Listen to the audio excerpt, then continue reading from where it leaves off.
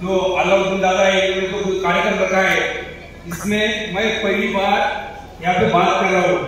मुझे मराठी भी आती है, थोड़ी बहुत हिंदी भी आती है। मैं यही गांव में 99 साल से इधर ही रहता हूँ। बहुत अच्छा रिश्ता है गांव में बहुत लोगों से मेरा, और आपके समाज में भी अच्छा है। और जो आज जो कार्यक्रम रखा है वो सब तरुण वर्ग जे आज मुलं शिक्षण घेत आहे, ज्या शाळेमध्ये आपण उर्दू शाळेमध्ये किंवा इंग्लिश शाळेमध्ये किंवा इकडची शाळा आहे आपली, त्याच्यामध्ये शिक्षण करत आहे।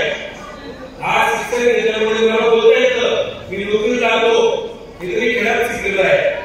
माझा अनुभव सांगतो, मी 5 किलोमीटर पायी जायचो शाळेत शिकायला। आज या शहरामध्ये चांगल्या प्रकारच्या शाळा आहेत, इंग्रजी शाळा आहे, हिंदी शाळा आहे, मराठी शाळा आहे। याच्यामध्ये सर्वात जास्त तरुण पिढीने व्यसनापासून लांब राहायचं आणि जास्तीत जास्त आपला जो समाज आहे, मुस्लिम समाज हा शिकत नाही, हा व्यवसाय करतो। पण शिक्षण जो झालेला आहे तो माणूस पुढे जातो, कोणी वकील होतं, कोणी मोठा अधिकारी होतं, ते व्हायला पाहिजे।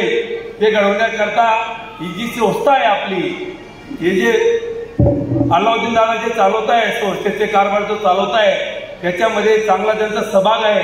आणि आपण सर्व गरीब जे बांधव आहेत, गरीब लोक आहेत, त्यांच्याकडून चांगल्या प्रकारे मोठे जे लोक आहेत आपले, जे वरिष्ठ म्हणतात आपण बाबा, आजी, आजोबा, यांच्याकडून चांगलं मान सन्मानाने बोलावं, चांगलं शिकावं, चांगलं राहावं व मोठं होऊन चांगली प्रगती करावी।